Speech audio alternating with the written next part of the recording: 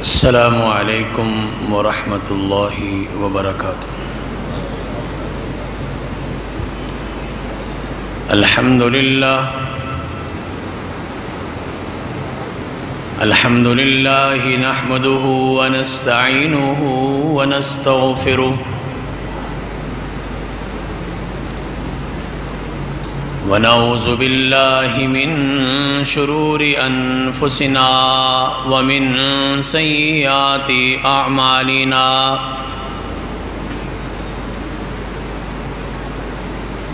من يهده الله فلا مضل له ومن يضلل فلا هادي له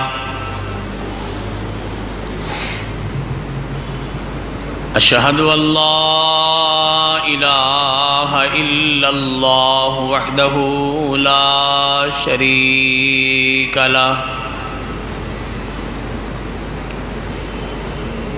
وأشهد أن محمدًا عبده ورسوله صلى الله عليه وسلم. أما بعد فيا أيها الناس إن أحسن الكلام كلام الله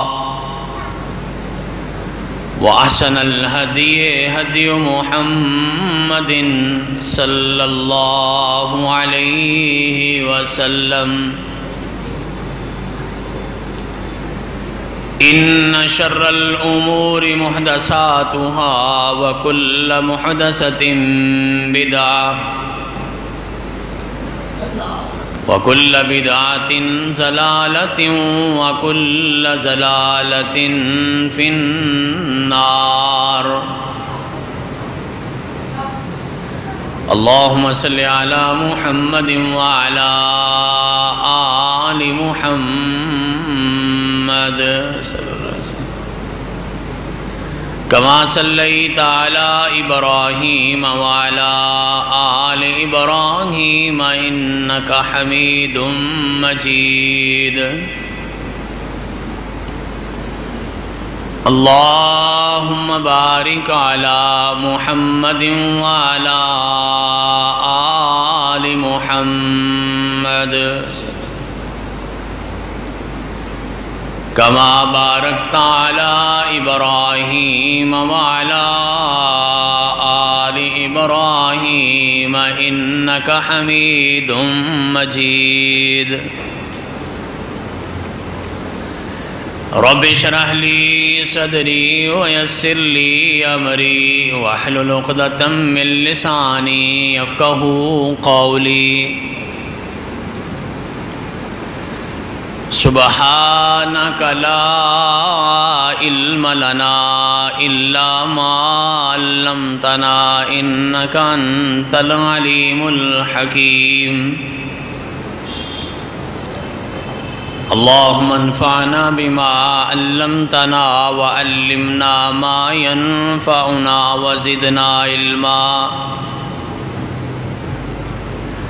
أعوذ بالله من الشيطان الرجيم. بسم الله الرحمن الرحيم. يا أيها الذين آمنوا اتقوا الله حق تقاته ولا تموتن إلا وأنتم مسلمون. يا أيها الناس اتقوا ربكم الذي خلقكم من نفس واحدة وخلق منها زوجها وبث منهما رجالا كثيرا ونساء واتقوا الله الذي تساءلون به والأرحام إن الله كان عليكم رقيبا. يا أيها الذين آمنوا اتقوا الله وقولوا قولا سديدا يصلح لكم أعمالكم ويغفر لكم ذنوبكم ومن يطع الله ورسوله فقد فاز فوزا عظيما. قال الله سبحانه وتعالى في مقام آخر: أعوذ بالله من الشيطان الرجيم. وما أصابكم من مصيبة فبما كسبت أيديكم ويعفو عن كثير. صدق اللہ مولانا العظیم. تمام تر تعریفات عزت و عظمت کے تمام پاکیزہ کلمات اللہ وحدہ لا شریک کی ذات بابرکات کے لیے ہیں. ہر قسم کے جائز درود و صلاۃ و سلام نبی الکل، ختم الرسل، فخر الرسل، سردار انبیاء، سرتاج انبیاء جناب احمد مجتبیٰ محمد مصطفیٰ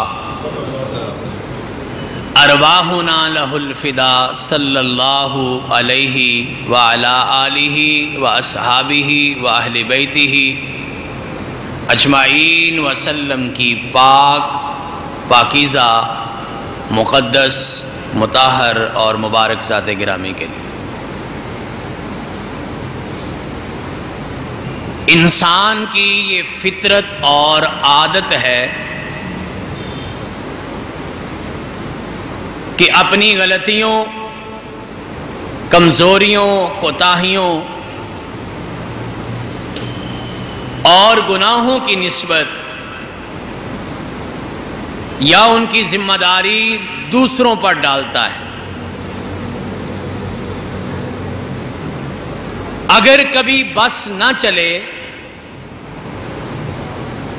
یا کسی دوسرے پر الزام نہ دیا جا سکے تو پھر اپنی قسمت پہ سب کچھ ڈال دیتا ہے. کبھی دنوں کو کوستا ہے، کبھی اوقات اور لمحات کے کھاتے میں لگاتا ہے، کبھی ہندسوں کو برا کہتا ہے، کبھی جانوروں کے ذمے لگاتا ہے، کبھی مہینوں پہ غصہ نکالتا ہے، اور کبھی کہتا ہے کہ میرا وقت اچھا نہیں چل رہا. یعنی اپنی غلطی ماننے کی بجائے دوسروں پر الزام لگانا یہ انسان کی فطرت بھی ہے، عادت بھی ہے. اور اگر پھر یہاں بھی بس نہ چلے تو سارا کچھ کر کرا کے پھر شیطان کے کھاتے لگا دیتا ہے کہ ہنسی آتی ہے مجھے حضرت انسان پر، گناہ خود کرتا ہے، الزام شیطان پر. یہ جو ساری صورتحال ہے، وقت کو برا کہنا،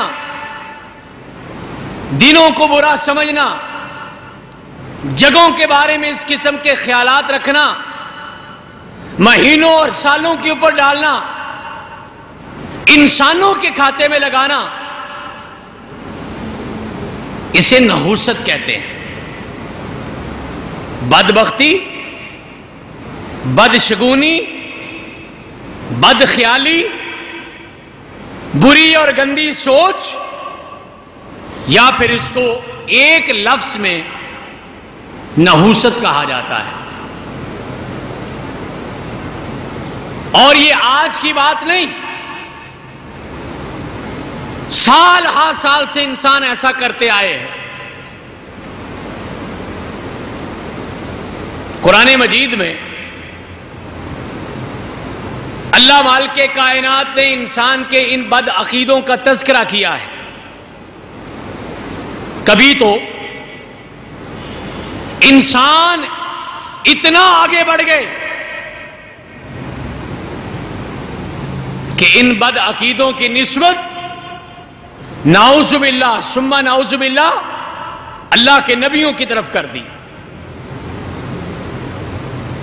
قالوا انا تطیرنا بکم، کیا مانا؟ پرانی قومیں جب عذاب آتا، سزا ملتی، نقصان ہوتا، اللہ کے نبیوں کو مخاطب کر کے کہتے یہ ساری کی ساری جو صورتحال ہے نعوذ باللہ یہ آپ کی نحوست کی وجہ سے ہے۔ اور تو اور ظالم انسانوں نے کائنات کے سب سے بڑے اور سب سے بابرکت انسان حضرت محمد الرسول اللہ صلی اللہ علیہ وسلم کو بھی نہیں بخشا۔ کہا اگر کوئی اچھائی ملتی کہتے یہ اللہ کی طرف سے ہے، اور اگر کوئی برائی کا سامنا کرنا پڑتا تو بڑی ڈھٹائی سے، دیدہ دلیری سے کہتے یہ ساری کی ساری نعوذ باللہ نحوست جو ہے وہ آپ کی وجہ سے ہے۔ اسلام نے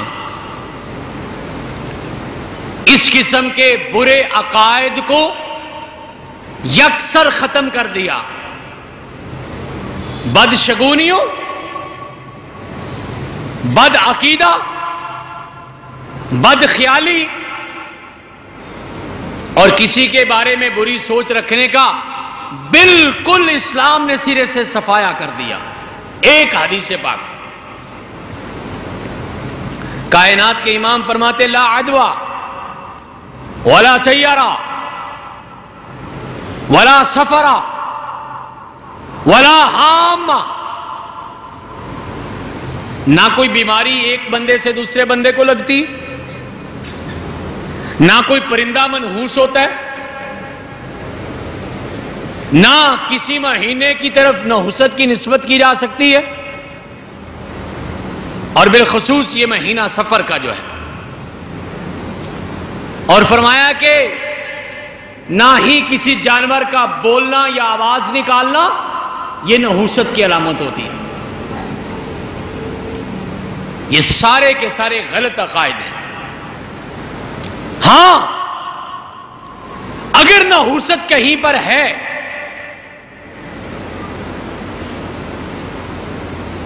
تو وہ انسان تمہارے اپنے اعمال کے اندر ہے، تمہاری اپنی کرتوتوں میں ہے، تمہاری اپنی بدعمالیوں میں ہے۔ کیوں؟ کہ ما اصابکم من مصیبت فبما کسبت ایدیکم،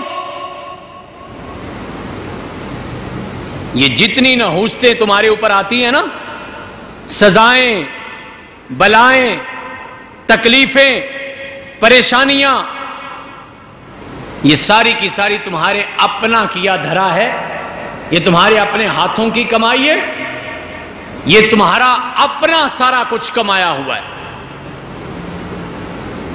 اس میں کسی پرندے کا کردار نہیں، اس میں کسی انسان دوسرے کا، کسی جگہ کا، کسی مہینے کا، کسی دن کا اور کسی ہندسے کا کوئی لینا دینا نہیں،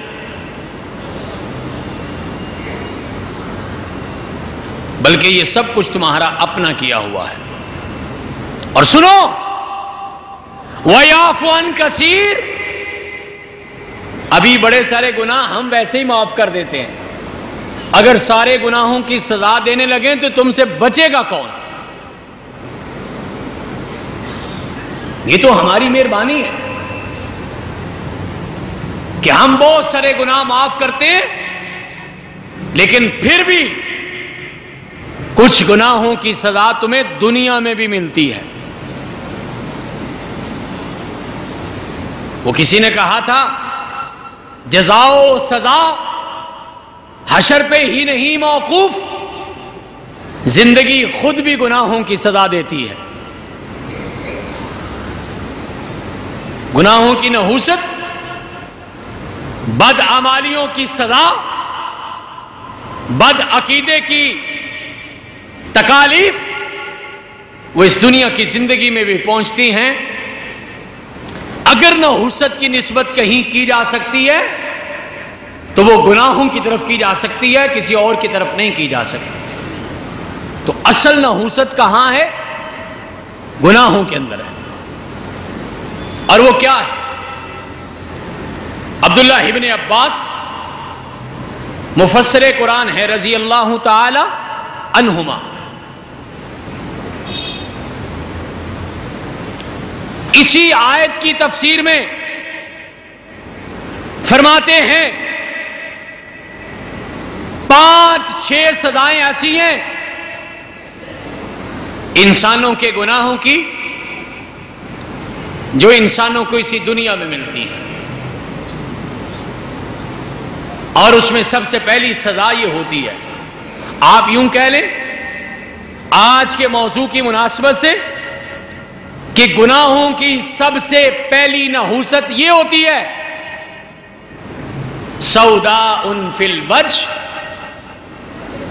انسان کے چہرے کی رونق ختم ہو جاتی ہے۔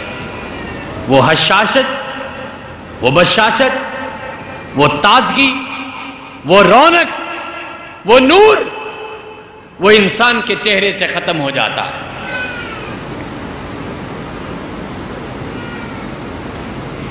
امام شافعی رحمت اللہ علیہ حضرت امام احمد ابن حنبل رحمت اللہ علیہ کے پاس علم حاصل کرنے کے لیے گئے، شاگردی اختیار کی۔ ایک دن استاد محترم امام احمد ابن حنبل نے اپنے شاگرد رشید امام شافعی رحمت اللہ علیہ کے چہرے کی طرف دیکھا اور کہنے لگے بیٹا فلا انی ارا لقد القى اللہ علی وجہک نورا، بیٹا میں دیکھ رہا ہوں اللہ نے تیرے چہرے پر ایک روشنی پیدا کی ہے، لیکن یاد رکھنا فلا تکفوا بظلمۃ المعصیہ، گناہوں کی ظلمت کی وجہ سے اپنے چہرے کی رونق کو ختم نہ کر بیٹھنا۔ چونکہ انسان جب گناہ کرتا ہے نا، اس کی سب سے پہلی خبر اس کے چہرے سے ملتی ہے، اور چہرہ انسانوں کے کردار کا دروازہ ہوتا ہے، چہرہ انسانوں کے کردار کا آئینہ ہوتا ہے، چہرہ انسانوں کے کردار کی چغلی کرتا ہے۔ آپ لاکھ چھپائیے پردوں میں، لیکن چہرے بتاتے ہیں کہ انسان کا کردار کیا ہے۔ اور تو اور زندہ نہیں، فوت شدہ لوگوں کے چہرے بھی بتاتے ہیں کہ کیسی زندگی جی کے گیا ہے۔ میں نے پچھلے دنوں بھی عرض کیا تھا، جن دنوں میں علماء کرام کثرت سے فوت ہوئے تھے، میں نے کہا تھا اگر کسی کو دین کی برکت کا احساس نہیں ہے نا، تو وہ علماء کرام کے جنازے دیکھے اور علماء کرام کے چہرے دیکھے۔ زندہ کی بات نہیں کر رہا، فوت شدہ کی بات کر رہا. جب موت کی تکلیفوں سے نکل کے انسان جاتا ہے.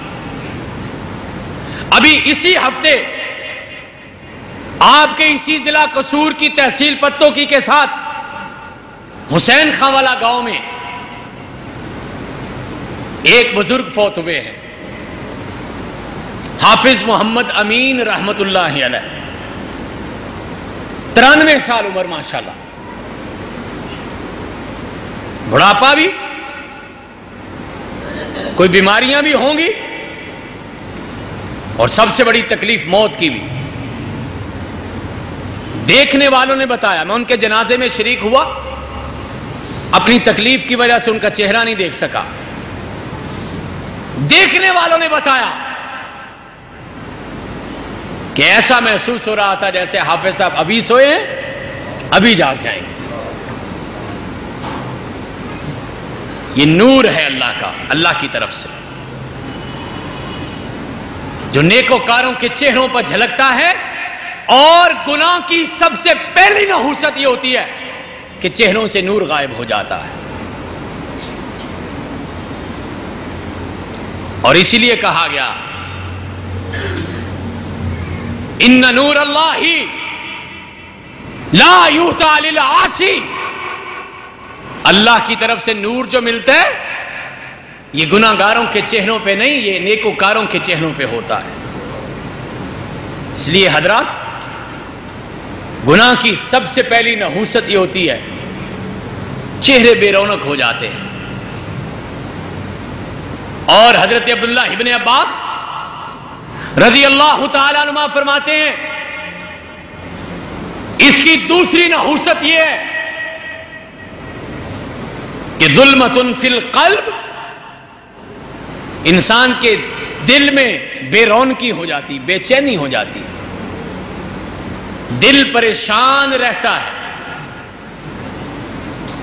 وہ جو سکون اللہ کے ذکر سے ملتا ہے نا دلوں کو، جسے قرآن نے کہا کہ الا بذکر اللہ تطمئن القلوب، جب ایک شخص گناہ کرتا ہے اس کی نحوست یہ بھی پڑتی ہے کہ انسان کے دلوں کے اندر سے سکون اور اطمینان و چین ختم ہو جاتا، بلا وجہ انسان پریشان رہتے ہیں، دل کے اندر اندھیرے پیدا ہو جاتے ہیں. نحوست انسان کے دل میں آتی ہے. امام غزالی رحمت اللہ علیہ نے بڑی خوبصورت بات کہی ہے، اگر یاد رہے تو کام آئے گی. فرماتے ہیں پریشان ہو جانا یہ آپ کے انسان ہونے کی علامت ہے. پریشانی آ جاتی ہے، کوئی بات نہیں، پریشان ہونا یا ہو جانا یہ تمہارے انسان ہونے کی علامت ہے. لیکن پریشان رہنا یہ بے ایمان ہونے کی علامت ہے. کیسے ہو سکتا ہے؟ بندے کے دل میں ایمان بھی ہو اور بندہ مستقل پریشان رہے؟ نہیں ہو سکتا. اس لیے نحوست کہاں سے آتی ہے؟ نحوست اصل گناہوں سے آتی ہے، کرتوتوں سے آتی ہے. اور وہ کیا؟ چہروں کی رونق ختم، دلوں کا سکون ختم. وہ کسی نے بڑی سادہ سی بات کہی تھی کہ دنیا سے، نہ دولت سے، نہ گھر آباد کرنے سے تسلی دل کو ہوتی ہے خدا کو یاد کرنے سے.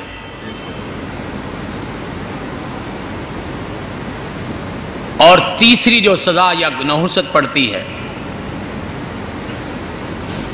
گناہوں کی وجہ سے، حضرت عبداللہ رضی اللہ تعالیٰ عنہ فرماتے ہیں ضیقاً فی الرزق، انسانوں کا رزق تنگ ہو جاتا ہے. اس کے دو معنی ہیں. ایک معنی یہ ہے کہ رزق کی فراوانی ختم ہو جاتی ہے، پیسے تھوڑے، کاروبار نہیں چل رہا، نقصان ہو گیا. ایک معنی یہ ہے. اور ایک معنی یہ ہے سب کچھ چل رہا ہے، ریل پیل ہے، لیکن برکت نہیں، پیسہ آتا بڑا ہے، پتہ نہیں جاتا کدھر ہے، کماتا بہت ہے، پوری نہیں پڑتی، زمیندارہ اچھا ہے، گزارا نہیں ہوتا، کیا؟ من آراد عن ذکری فإن لہ معیشۃ ضنکا، یہ اللہ کی وارننگ ہے، اللہ کا فیصلہ ہے، جو میرے سے دور بھاگے گا میں اس کی معیشت اور معاش کو تنگ کر دوں، میں اس کی معیشت اور معاش کو تنگ کر دیتا ہوں۔ یہ گناہوں کی سزا ہے، آپ اس کو نحوست کہہ سکتے ہیں۔ اور چوتھی سزا یہ ملتی ہے، اللہ مالک کائنات عبادات کی لذت ختم کر دیتا ہے۔ نماز بھی پڑھتا ہے، نماز میں دل نہیں لگتا، قرآن بھی پڑھتا ہے، قرآن پڑھنے کا لطف نہیں آتا، دعائیں بھی مانگتا ہے، دعائیں دل سے نہیں نکلتی، نیکیاں بھی کرتا ہے، لیکن ایمان کی حلاوت اور تراوت نہیں ملتی۔ اور تو اور گناہوں کی سزا یہ بھی ملتی ہے، اور گناہ کی نحوست یہ بھی پڑتی ہے، اللہ مالک کائنات عبادت کی لذت بھی چھین لیتا ہے اور عبادت کی توفیق بھی نہیں دیتا۔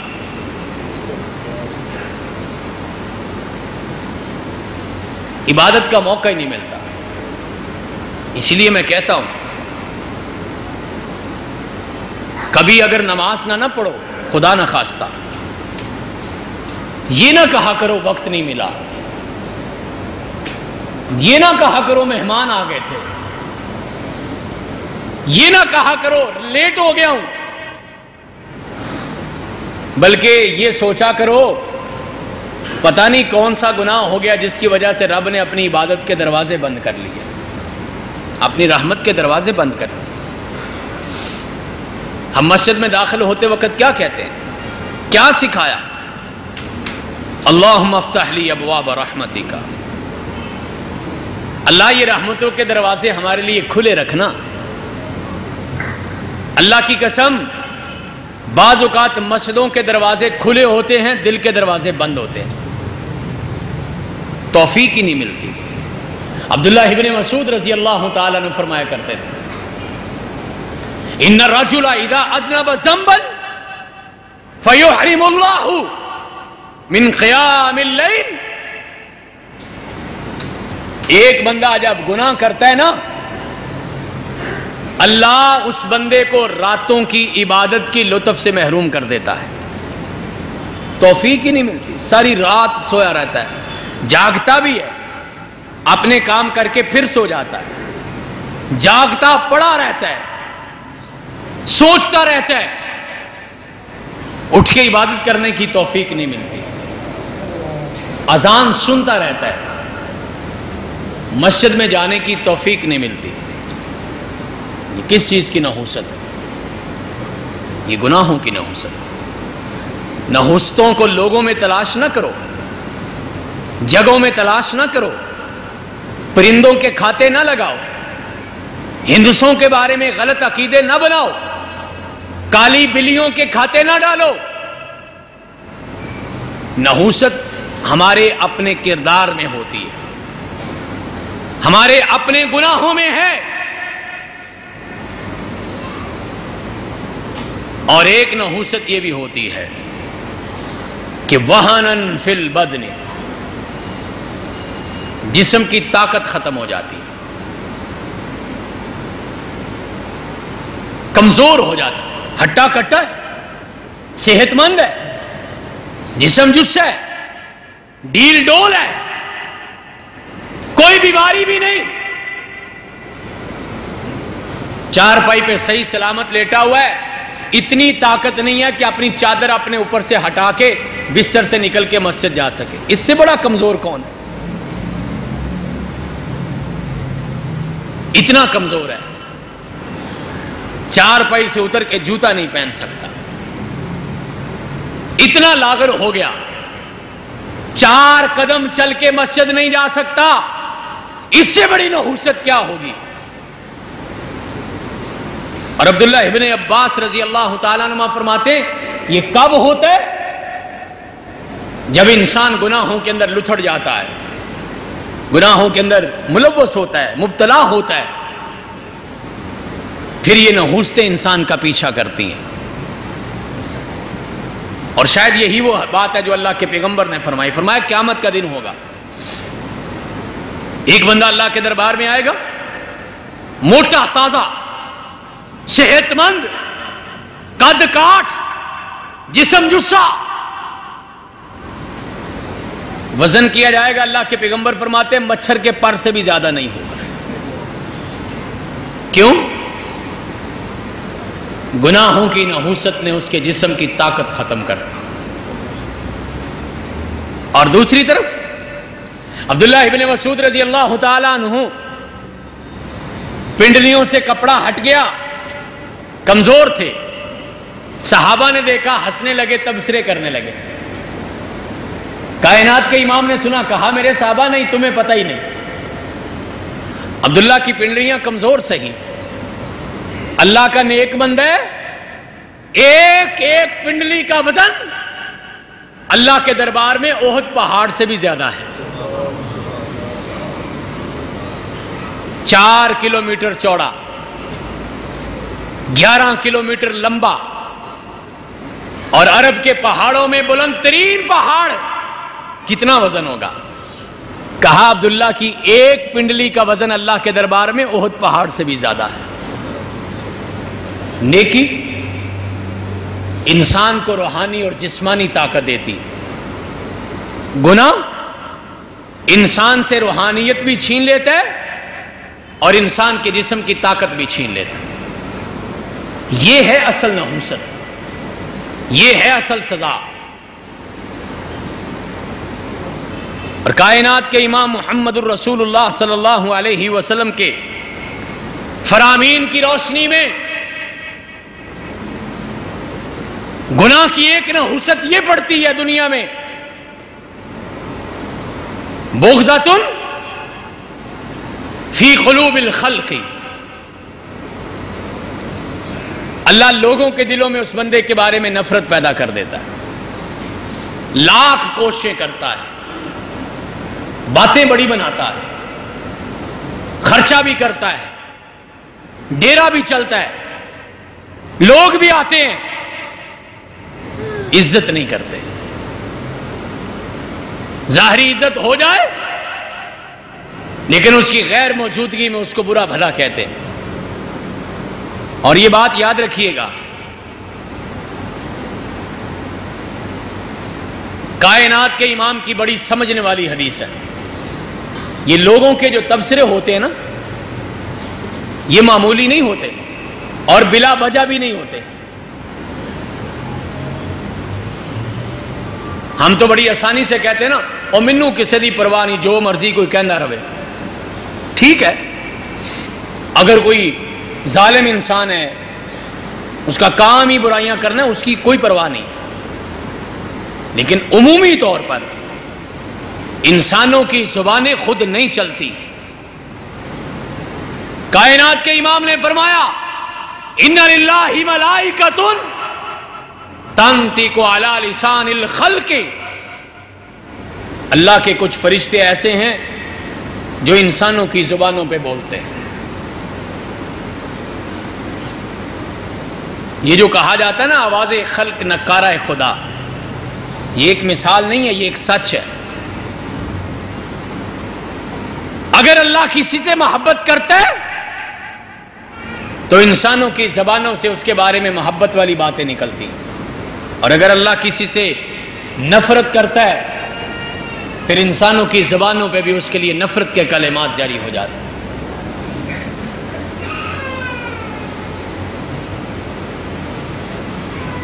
اور ان تبصروں کی کتنی قیمت ہے؟ آپ نے حدیثیں سن رکھی ہیں، کائنات کے امام نے انہی انسانوں کے تبصروں کی وجہ سے کہہ دیا تھا، جس کے بارے میں فوت ہونے کے بعد اچھا تبصرہ ہوا، فرمایا لوگوں کی باتوں کی وجہ سے اس کو اللہ نے جنت عطا کر دی، اور جس کے بارے میں اچھا تبصرہ نہیں ہوا، کائنات کے امام نے فرمایا لوگوں کے تبصرے کی وجہ سے اللہ نے جہنم واجب کر دی۔ اسی لیے کہا لوگوں، جب کوئی فوت ہو جائے نا تو اسے معاف کر دیا کرو، دوسرے لفظوں میں اس کی جان چھوڑ دیا کرو، اس کی برائیاں نہ یاد کیا کرو، بلکہ فرمایا اذکروا محاسن موتاکم، اپنے فوت ہونے والوں کی اچھی باتیں یاد کیا کرو۔ اور ایک حوصلہ اور بھی پیدا کرو، اگر کسی کے بارے میں اچھی باتیں چل رہی ہوں نا، چلنے دیا کرو، اللہ بلا رہے لوگوں کو۔ میں نے حدیث پیش کی آپ کی خدمت میں، بے شک آپ کو اس کی کسی بری بات کا پتہ ہے، لیکن ہمارے تو حوصلے بڑے چھوٹے، کسی بندے کا اچھا تذکرہ سن لے صحیح فوراً بول پڑتے او تینوں کی پتہ ہے میں جاننا۔ یہ نہ کیا کرو، یہ نہ کیا کرو، ہو سکے تو اچھی بات، نہیں کر سکتے تو چپ رہا۔ عبداللہ ابن عباس رضی اللہ تعالیٰ عنہ فرماتے ہیں گناہ کی ایک نحوست یہ بھی پڑتی ہے، دنیا کے اندر اللہ لوگوں کی زبانوں پر اس کے بارے میں برے کلمات کو جاری کر دیتے، بغضۃ فی قلوب الخلق، لوگوں کے دلوں میں اس کے بارے میں برائی پیدا ہو جاتی ہے۔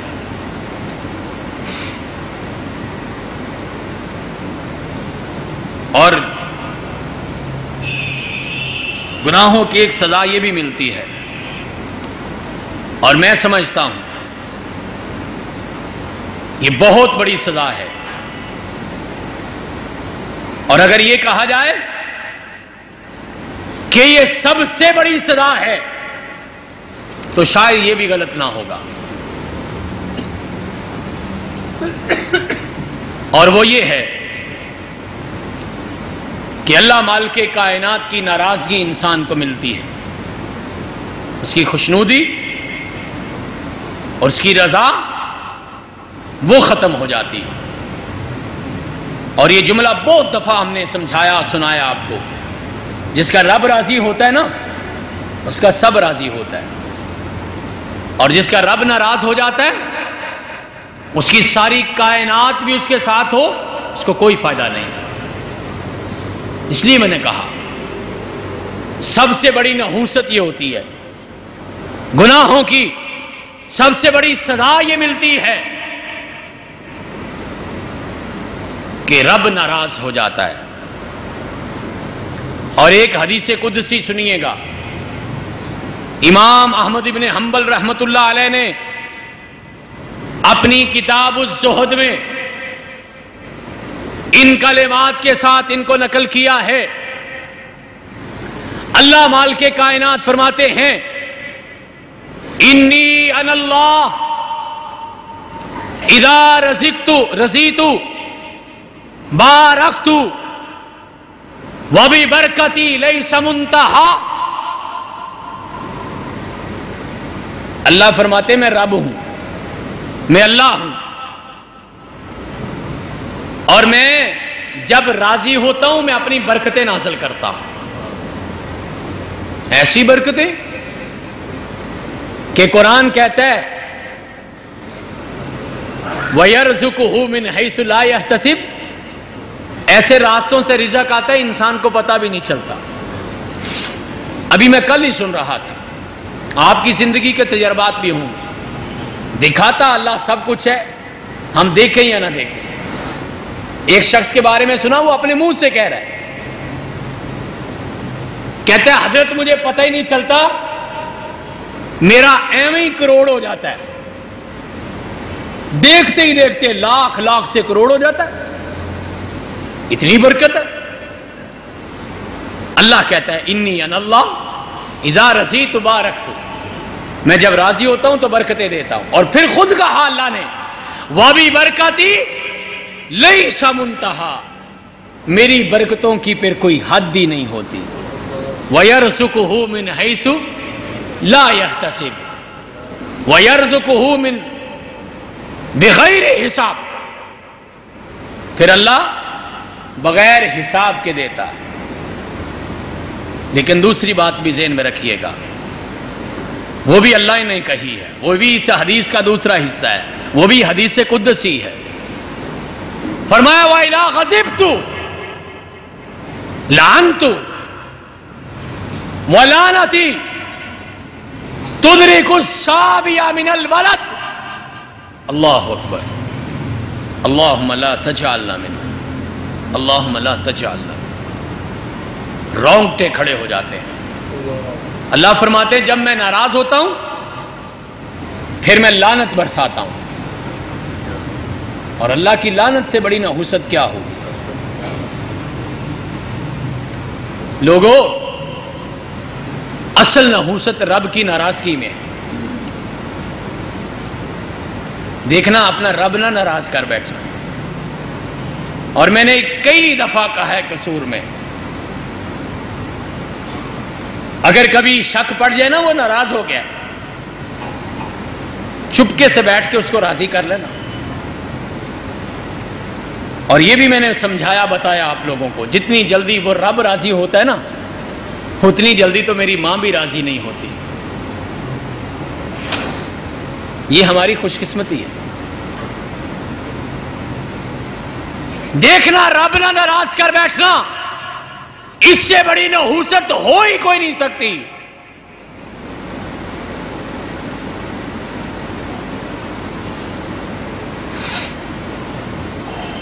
فرمایا اذا غضبت لعنت، اللہ فرماتے جب میں ناراض ہوتا ہوں میں لعنت برساتا ہوں۔ اگلا جملہ اللہ کی قسم کلیجہ کام جاتا ہے۔ مالک کائنات فرماتا ہے وَلَعْنَتِي تُدْرِكُ الصَّابِيَ مِنَ الْوَلَدِ، اور میری لعنت اس انسان کی 7 پشتوں تک چلتی ہے، اس کی 7 پیڑھیاں میری لعنت کی وجہ سے تباہ و برباد ہو جاتی ہیں۔ یہ اصل نحوست ہے۔ بلیوں جانوروں پرندوں کے کھاتے میں ڈال دی، کہتا ہے 13 کا حصہ منحوس ہوتا ہے، کہتا ہے فلانا دن منحوس ہے، خدا نہ خاصہ یہ مہینہ یا فلاں مہینہ منحوس ہے۔ نہیں، نحوست ہماری اپنی کرتوتوں میں ہوتی۔ اور لوگوں، میں نے عرض کیا جس کا رب ناراض ہو گیا اس سے بڑی نحوست کہاں پر ہے؟ اور جب ناراض ہوتا ہے نا رب تو ایک سزا یہ بھی دیتا ہے، اپنے پیغمبر کا راستہ، اپنے نبی کی محبت، اپنے پیغمبر کی اطاعت سے اس بندے کو محروم کر دیتا ہے۔ اور جو پیغمبر کی اطاعت سے محروم ہوا ساری زندگی لعنتوں کا مستحق ہو گیا۔ سگا چچا ہے، پیار اتنا ہے، اللہ کے پیغمبر کے گھر کے سامنے اپنا گھر بنایا۔ کیوں؟ میں اپنے گھر سے باہر نکلوں یتیم بھتیجے کے چہرے پر میری نظر پڑے، پیار اتنا ہے۔ گھر کیوں ساتھ بنایا؟ میرا یتیم بھتیجا اپنے گھر میں بولے، آواز میرے کانوں میں پڑے، محبت اتنی ہے۔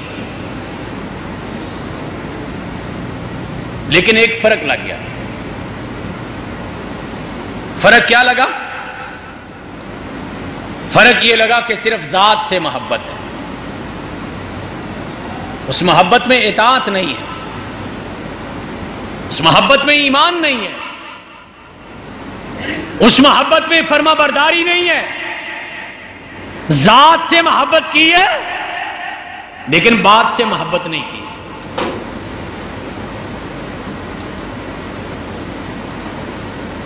اطاعت سے محروم ہو گئے. سزا کیا ملی؟ تبت یدا ابی لہب وتب. تبت یدا ابی لہب وتب.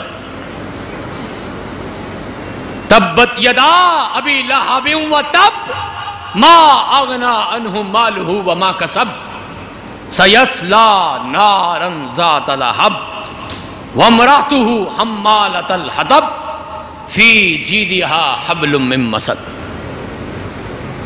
اس سے بڑی بھی کوئی لعنت ہوگی؟ اس سے بڑی بھی کوئی نحوست ہوگی؟ قیامت تک آنے والا ہر شخص پھٹکار کرتا رہے گا. وجہ اطاعت نہیں کی، بات نہیں مانی، ذات سے محبت کی ہے، بات سے محبت نہیں کی. اتنی بڑی نحوست ملی، قیامت تک لعنتوں کا حقدار ہوگا. اور قرآن نے اگلا فیصلہ بھی سنایا، سیصلی نارا ذات لہب. قیامت کے بعد بھی وہ جہنم کا ایندھن بنے گا. اور دوسری طرف کائنات کے امام بیٹھے ہیں، سیدنا ابو بکر صدیق رضی اللہ تعالیٰ عنہ تشریف لاتے ہیں. کہا ابو بکر لیٹ ہو گئے ہو، دیر ہو گئی. اللہ کے پیغمبر کس بات میں دیر ہو گئی؟ ابھی آپ کے آنے سے پہلے اللہ مالک کائنات مجھے جنت کے 8 دروازے دکھا رہا تھا. ابو بکر اگر تو تھوڑی دیر پہلے آ جاتا نا، وہ دروازے تو بھی اپنی آنکھوں سے دیکھ لیتا. اچھا اللہ کے پیغمبر، کیا کمال سوچ ہے، کیا کمال سوچ ہے. اور میں کہتا ہوں صحابہ جیسا ہونا یا صحابہ جیسا بننا تو دور کی بات ہے، ہم تو صحابہ جیسا سوچ بھی نہیں سکتے. ہمارے جیسا ہوتا کہتا چلو اللہ کے پیغمبر دعا کر دیں پھر کبھی مل جائے، فلاں ہو جائے فلاں ہو جائے. سیدنا ابو بکر صدیق نے کیا کمال سوچا. کہا اللہ کے پیغمبر یہ تو ہم نے آپ سے سنا ہے کہ قیامت کے دن ہر دروازہ جنت کا علیحدہ علیحدہ جنتیوں کو آواز دے کے بلائے گا. کوئی نمازیوں کو بلائے گا، کوئی روزے داروں کو بلائے گا، کوئی مجاہدین کو بلائے گا، کوئی سخیوں کو بلائے گا. 8 کے 8 دروازے علیحدہ علیحدہ لوگوں کو آوازیں دے کے بلائیں گے کہ آؤ ہماری طرف سے جنت میں داخل ہو جاؤ. آپ اس مثال کو یوں سمجھیے، کبھی کبھار ہوتا ہے ایک مجلس لگی ہوتی، لوگ کرسیوں پہ بیٹھے ہوتے ہیں، ایک آدمی باہر سے آتا ہے، عزت و اکرام کے لیے، آنے والے کے احترام کے لیے کوئی ایک آدھ بندہ اٹھ جاتا ہے، آئیے آپ یہاں تشریف لائیے. لیکن کبھی کبھار ایک ایسا مہمان بھی آ جاتا ہے جو اتنا خاص ہوتا ہے کہ سارے کا سارا سٹیج خالی ہو جاتا ہے. لوگ اپنی سارے کے سارے کرسیاں چھوڑ دیتے ہیں، یہاں آئیے، یہاں بیٹھیے، ادھر بیٹھیے، یہاں تشریف لائیے، آگے آئیے. سارے ہی ان کو بلا رہے ہو. یہ مثال کی سمجھ آئی؟ وہ اتنا محترم ہے کائنات کے امام. کوئی اتنا محترم بھی ہوگا؟ 1 2 4 نہیں، جس کو جنت کے 8 دروازے آواز دے رہے ہیں. کائنات کے امام فرماتے ہیں ہاں ابو بکر، کچھ لوگ ایسے بھی ہوں گے خوش نصیب، اللہم اجعلنا منہم. اللہم اجعلنا منہم، اللہم اجعلنا منہم، اللہ ہمیں بھی ان میں شامل کر۔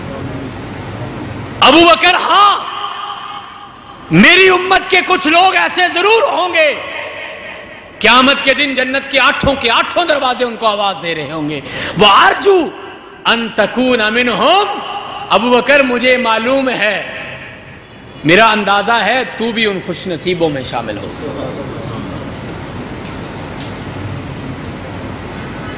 یہ برکت کیسے ملی؟ یہ برکتیں ملتی ہیں اطاعت سے، فرما برداری سے، نیکی سے۔ اور جو اس راستے سے محروم ہو گیا وہ ضلالتوں گمراہیوں میں گیا، چونکہ جو رب سے جڑے گا برکت تو اس کے لیے نا، اور برکت کا الٹ ہے نحوست۔